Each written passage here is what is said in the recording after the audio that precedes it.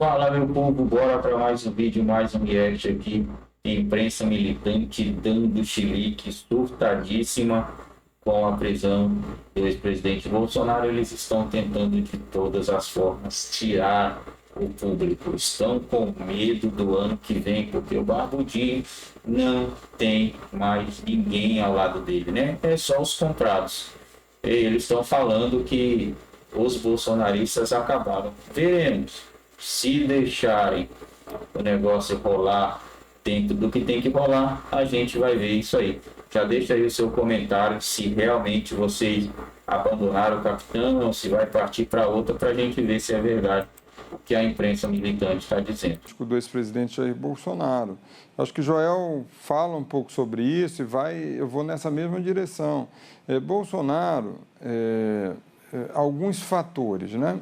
O vídeo ele é muito forte, ele é muito impactante.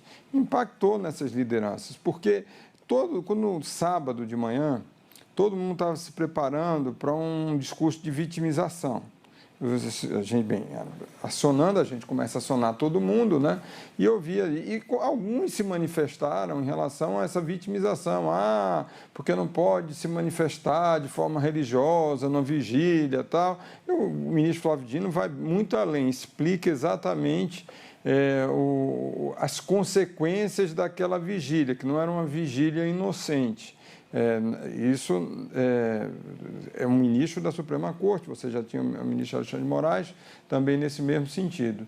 Mas quando vem no meio da tarde do sábado, quando a gente mostra a imagem do Bolsonaro falando e mostrando como estava violando a tornozeleira eletrônica com ferro de solda, aquilo caiu como uma bomba na própria direita.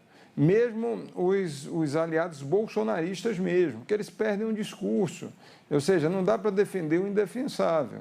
E aí você tem depois a defesa já no sábado, antes da imagem, já estava preparando o discurso de que tinha sido um surto, ou seja, estava preferindo colocar Bolsonaro como incapaz, que estava tendo surto psicótico, mesmo sabendo que isso ia atingi-lo politicamente, mas era preferível dar esse tipo de argumento de defesa, porque não tinha uma outra escapatória. E mesmo depois da divulgação da imagem, a gente vê que essa fica sendo a versão final da defesa do Bolsonaro, e a fala do Bolsonaro mesmo vai nesse sentido. Então, enfraquece, porque como é que você vai entregar um debate sobre sucessão presidencial para alguém que está tendo surto? Mas foi sob efeito de medicamento, tudo, está admitindo. Depois fica mais difícil explicar. E você já tinha um movimento do Centrão, é importante a gente dizer, antes de tudo isso, de incômodo com a família Bolsonaro querendo arrastar isso e dificultando um consenso em torno de um nome para ser o candidato da direita em 2026, sem ter o estigma e a rejeição do Bolsonaro, tendo os votos do Bolsonaro, mas sem a rejeição do Bolsonaro e da família. Então você já tinha um centrão, uma direita incomodada com isso. Então aproveita esse episódio para, de fato, com esse esvaziamento do capital político, para se impor mais em relação ao processo sucessório dentro da direita. Isso vai ser ainda discutido, alguns nomes estão sendo colocados, inclusive do governador Tarcísio, tem que ver se ele quer essa altura do campeonato, tudo, se ele vai se dispor a ser candidato. Essa altura do campeonato, tem aliados que falam que ele não, que ele vai tentar a reeleição, ele tem dito que vai tentar a reeleição, mas tudo a conferir. E, importante a gente colocar aqui, a influência do Bolsonaro cada vez fica mais distante, porque agora vai ser mais difícil, inclusive, a comunicação com ele estando preso de fato, não só na prisão domiciliar. Enquanto estava em casa, até tinha autorização para receber uma pessoa por dia, um político, né, camarote. Agora, só advogado e familiar mesmo, até porque é uma prisão, senão acaba sendo outra coisa e não cumprimento de pena. Sandra, por que você quer falar para a gente sobre o The New York Times? Traz uma análise dizendo que, no final das contas, o Lula peitou o Donald Trump e acabou se dando bem, acabou ganhando, né?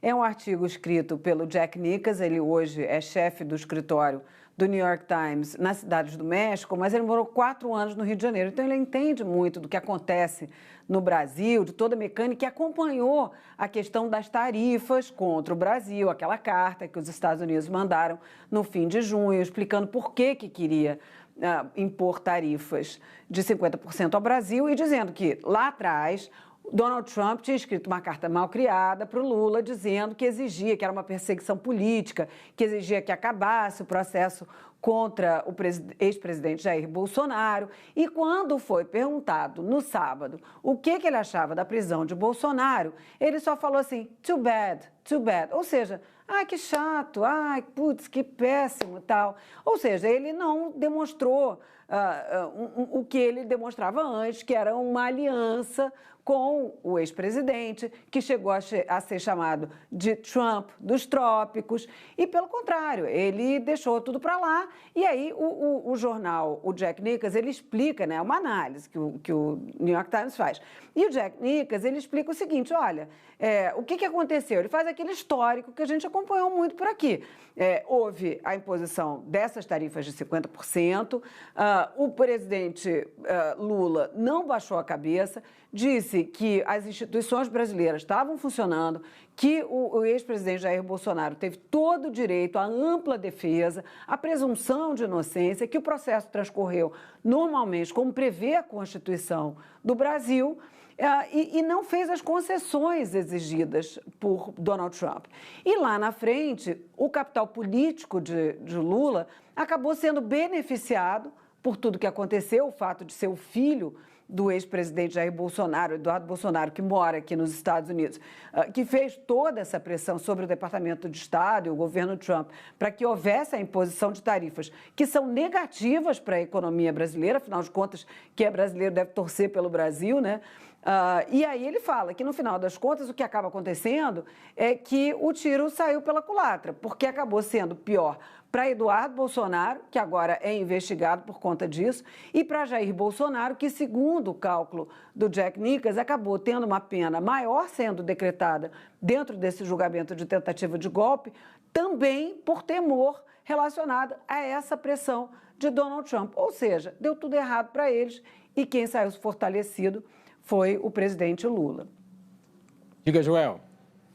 O Trump tem as críticas que tem, mas ele gosta de vencedores, né? Acho que a partir do momento que fica claro que o caminho do Bolsonaro é completamente inviável, não faz sentido ele continuar apostando as fichas dele e impondo ao Brasil sanções que, no caso das tarifas, prejudicam o próprio Estados Unidos, não tem o menor sentido ele continuar com isso, né? E o Brasil soube realmente responder bem, né? Porque a nossa justiça foi inflexível, como a gente sabia que seria, né? O Supremo jamais ia se curvar perante sanções americanas, mesmo sanções graves, que, vamos lembrar, continuam de pé no caso do ministro Alexandre de Moraes, a lei Magnitsky e as restrições de visto. Mas o Supremo, então, não se curvou, o Congresso também não, pelo contrário, foi ruim para a aprovação de qualquer coisa do Congresso, a pressão americana, e por parte do governo Lula houve um esforço muito bem sucedido de diplomaticamente ir criando os canais de acesso junto ao Trump, que acabaram resultando nisso, no que no final das contas foi o grande presente que o clã Bolsonaro deu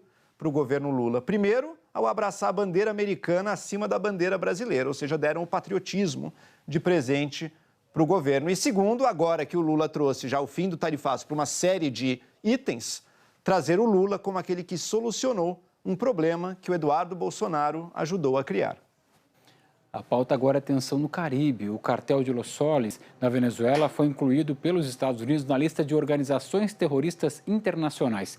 Esse comunicado foi assinado por Marco Rubio, chefe do Departamento de Estado americano, e alega que o cartel venezuelano é liderado por Nicolás Maduro. Além de ter no comando outros membros do alto escalão do regime, nas palavras do governo americano, ilegítimo de Maduro, que corromperam as Forças Armadas, os serviços de inteligência e o Legislativo Judiciário da Venezuela. O documento destaca ainda que o cartel de Los Soles é responsável pela violência terrorista em todo o hemisfério. Ô Sandra, quero entender o que isso significa e por que os Estados Unidos fazem essa classificação. tendo essa classificação, o que eles se sentem, que eles acham que tem permissão para fazer, vamos dizer assim? Olha, Marcelo, você decretar que um grupo é uma organização terrorista é botar no mesmo patamar que a Al-Qaeda, que o Estado Islâmico, né? E aí fica mais fácil justificar a morte de 83 pessoas a bordo de embarcações destruídas pelos Estados Unidos nos últimos meses. O primeiro ataque foi no dia 2 de setembro, já são mais de 2 meses, quase 3 meses de ataques a embarcações sem ter nenhuma justificativa jurídica, sem ter nenhuma prova de que se trata de fato de embarcações que levam cocaína, trazem cocaína aqui para os Estados Unidos. O documento do Departamento de Estado alega que a arma do cartel de Los Soles é inundar os Estados Unidos com suas drogas, e aí tem muitas mortes relacionadas a overdoses e por aí vai. Agora, a verdade é que Donald Trump está também de olho no futuro. Isso, o que ele está fazendo para o passado? De olho no futuro é porque ainda não está claro o que Donald Trump, o que o governo de Donald Trump vai fazer contra a Venezuela. Desde que começou essa presença maior, hoje em dia tem o maior porta-aviões dos Estados Unidos, mais moderno porta-aviões dos Estados Unidos nas proximidades da Venezuela, 8 navios de guerra, 10 mil homens em prontidão. Desde que começou toda essa pressão, essa mobilização militar, o objetivo é fazer pressão para que haja um enfraquecimento do governo de Nicolás Maduro e que o regime venha eventualmente a cair. Agora há pouco o Axios, que é um site de notícias políticas aqui nos Estados Unidos, noticiou que Donald Trump pode se encontrar ou pode marcar uma conversa por telefone em breve com Nicolás Maduro para negociar. Nicolás Maduro não vai querer deixar o poder, isso é claro. Além disso, a grande construção do regime ditatorial de Nicolás Maduro foi exatamente criar aliados dentro das Forças Armadas. O Los Soles, né, os grupos, os integrantes do Los Soles, que não é um cartel de drogas, não é uma organização com uma hierarquia de cima para baixo, são várias iniciativas, vários pequenos núcleos, uma boa parte deles são militares de alta patente, que se distinguem por ter nas epoletes ou dragonas, como quiser chamar, 2 sóis, né, um sol de cada lado. Eles traficam drogas, sim, mas também combustíveis e também investem em garimpo ilegal, por isso essa preocupação de que eles atravessem a fronteira, como o Trem da Arágua fez recentemente, já atua na região da Amazônia.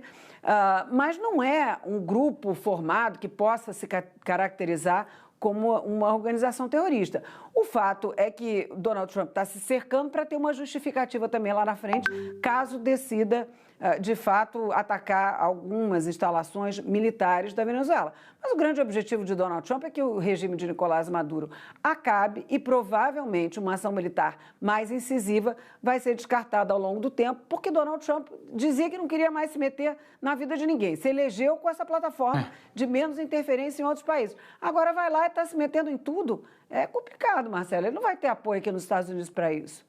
Fala, Joel. Pois é quase impossível imaginar os Estados Unidos agora, no governo Trump, topando uma invasão a estilo do Iraque na Venezuela. Tem um potencial de dar errado assim, enorme, além de consumir bilhões e bilhões de dólares, vidas de soldados americanos, enfim. Ninguém acha que isso vai acontecer, mas em se tratando do Trump, infelizmente, a gente nunca pode descartar nada, né? Agora, essa designação do Cartel de Los Soles como terroristas, ela abre caminho para uma possível... Pessoal, essa galera aí delira, né? Essa galera é meio delirante, né? Eles falam as paradas que eu não sei se nem eles acreditam nisso. Esse cara aí mesmo agora aí falou que vai morrer soldado americano, centenas de milhares de reais, de dólares. O cara pálida, o cara colocou aquele tanto de navio, fez toda essa mobilidade aí, para assustar o Maduro. Você acha? Vai morrer soldado para quem, cara pálida? Os índios de arco e flecha? Como que vai, cara? Os caras não aguentam meia hora, 2 horas de combate, os caras não têm armamento, muitos deles não têm o que comer, e vem esses caras falar essas abobrinhas aí.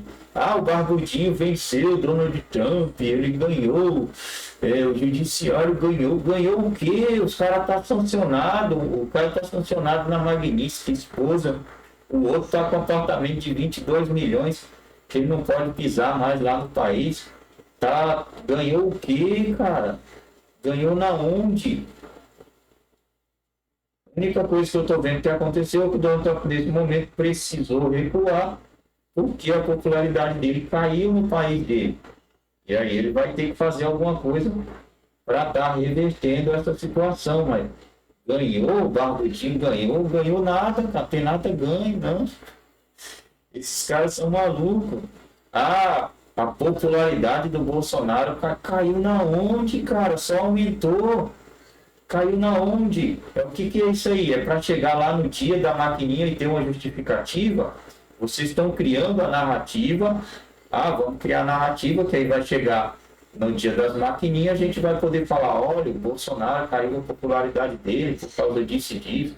Aí realmente o Barbudinho ganhou na onde? O Barbudinho não ganha nem para síndico, cara. Já era, não tem mais para essa galera aí. O Tarcísio. Que Tarcísio que tem N opções aí agora. É saber se o Careca vai deixar essa galera aí que tem potencial concorrer. Se ele não deixar, aí sim corre o risco do seu não aceitar uma parada que não tem concorrente.